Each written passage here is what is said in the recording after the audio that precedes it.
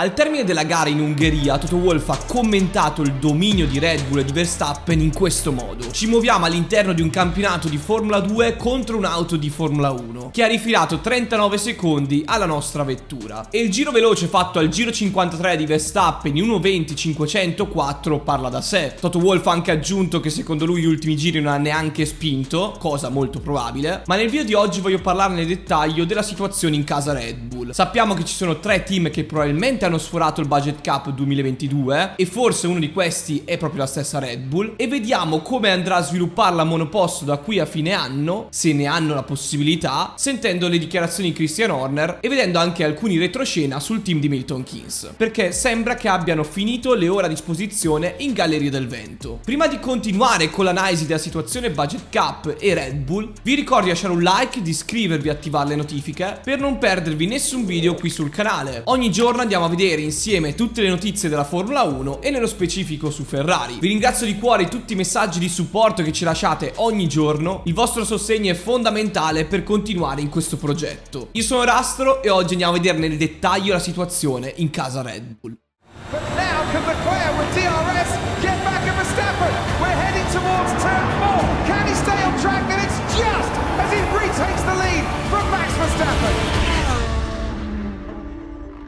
Come abbiamo detto prima, Red Bull sta dominando in questa stagione con 11 vittorie all'attivo nel 2023, 12 di fila considerando anche Abu Dhabi l'anno scorso, e quindi è stato conquistato un altro record oltre a quello di McLaren di 35 anni fa, e c'è già la certezza per il team di Milton Keynes di aver conquistato il titolo nel campionato costruttori e piloti. Ma nonostante Red Bull stia dominando, sta anche portando tante novità in pista. Infatti abbiamo visto la modifica delle pance, del fondo, che hanno garantito a Red Bull di essere più veloce sul giro di circa 2 decimi, e secondo lo stesso Christian Horner sembra che le ore a disposizione per Red Bull siano finite per sviluppare la RB19 e quindi tra poco punteranno direttamente alla RB20, la macchina 2024. Ricordo anche che l'ammontare totale di ore a disposizione per Red Bull sono circa il 63% delle ore totali che hanno a disposizione i team, considerando la sanzione che hanno ricevuto sul budget cap 2021. Mercedes ha l'80%, Aston Martin l'85% e pensate che McLaren addirittura al 95%, quasi la totalità di ore in Galleria del Vento e al CFD. Proprio per questo lo stesso team principal di Red Bull ha detto che punteranno a sviluppare la monoposto 2024 da dopo la pausa estiva in poi, e quindi ci saranno diverse prove in Galleria del Vento al CFD per la RB20. Hanno detto che questa penalità sulle ore in Galleria del Vento andrà avanti fino a ottobre e quindi avranno meno tempo a disposizione. Ma queste dichiarazioni di Horner sono vere oppure c'è qualcosa dietro? Io penso che questo modo di fare di Red Bull non sia tanto veritiero, e vi spiego perché. Penso che sia più un vittimismo per cercare di far pesare la sanzione che hanno ricevuto, che effettivamente non ha un riscontro netto in pista. Certo, hanno avuto meno ore a disposizione in Galleria del Vento, ma quanto è pesato quest'anno? Non sta pesando nulla nei confronti degli avversari. Red Bull sembra un team di Formula 1 in un campionato di macchine di Formula 2, su questo sono d'accordo con Toto Wolff, e quindi tutte queste dichiarazioni che sentiamo da parte di Red Bull sono strategiche, politiche, per cercare di avere il consenso anche della FIA, anche perché ricordo che il vero vantaggio di Red Bull sono gli aggiornamenti che riescono a selezionare dalle poche ore in Galleria del Vento, e quindi gli aggiornamenti funzionano. Se tu hai un ottimo sistema simulativo non ti servono tanti run a disposizione, ed è quello che sta sfruttando Red Bull attualmente, avendo una delle migliori Gallerie del Vento a disposizione e un ottimo sistema di simulazione. Tra l'altro, non contenti in casa Red Bull, porteranno delle modifiche anche per Spa e Monza, modifiche di assetto aerodinamico in base al circuito di basso carico, e quindi arriveranno ulteriori novità che sono già passate dal reparto di ricerca e sviluppo e sono state approvate. E quindi se vediamo gli altri team arrancare e far fatica nella gestione del budget cap, e vediamo che fanno fatica anche a portare gli aggiornamenti in pista, o che magari non funzionano perché il sistema di correlazione dei dati non è ottimale, Red Bull non ha nessuno di questi problemi e in più era anche stata sanzionata. Ricordiamoci tutti questi aspetti. Questo mi fa molto riflettere sulla situazione attuale del campionato, con Red Bull che ha doppiato i punti nei costruttori di Mercedes, e sicuramente da ora in poi vedremo meno aggiornamenti a parte di Red Bull, perché punteranno a essere migliori nel 2024 e quindi sviluppare prima di tutti la RB20, approvando il telaio, il crash test e cercando di avere gli elementi migliori. Proprio per questo, per esempio, McLaren, che ha tante ore a disposizione in Galleria del Vento, continuerà nello sviluppo della MCL60 quest'anno. L'ha dichiarato lo stesso Andrea Stella, che porteranno nuovi aggiornamenti in tutte le prossime gare perché cercheranno anche un'evoluzione della vettura. In più il loro progetto è nato alla fine dell'anno scorso, quando hanno realizzato che la macchina 2022 non era un progetto che si poteva continuare a sviluppare, ma aveva una vita breve. Come spoiler si può vedere che ha ora la SF23. Per questo hanno preso carta bianca, fatto una nuova macchina da zero, ed è così nata la MCL60 che abbiamo visto alla fine debuttare in Austria. Prima abbiamo visto una versione deficitaria della stessa monoposto, che però non era la versione finale di quella 2023. Per Ferrari secondo me la scelta migliore da fare ora è che si vede che questa SF23 non riesce a generare abbastanza carico, ed è questo il vero punto debole nei confronti di McLaren e Mercedes, oltre all'instabilità del vento che sicuramente la rende più precaria e meno costante. Ma la strategia migliore da attuare è essere pronti per il 2024, quindi Ferrari deve puntare a quella vettura, la SF24, e fare una strategia simile a quella di McLaren, ma magari anticipandola, partendo già da metà stagione, da dopo la pausa estiva. In questo modo Ferrari può farsi trovare pronta per i test in Bahrain. Detto questo, da ora in poi quindi vedremo gli aggiornamenti di McLaren, magari anche Mercedes potrà portare diverse modifiche stando all'interno del budget cap, però attenzione che anche se vedremo dei miglioramenti come abbiamo visto nella seconda parte del 2022 da parte di Mercedes, che è arrivata a prendere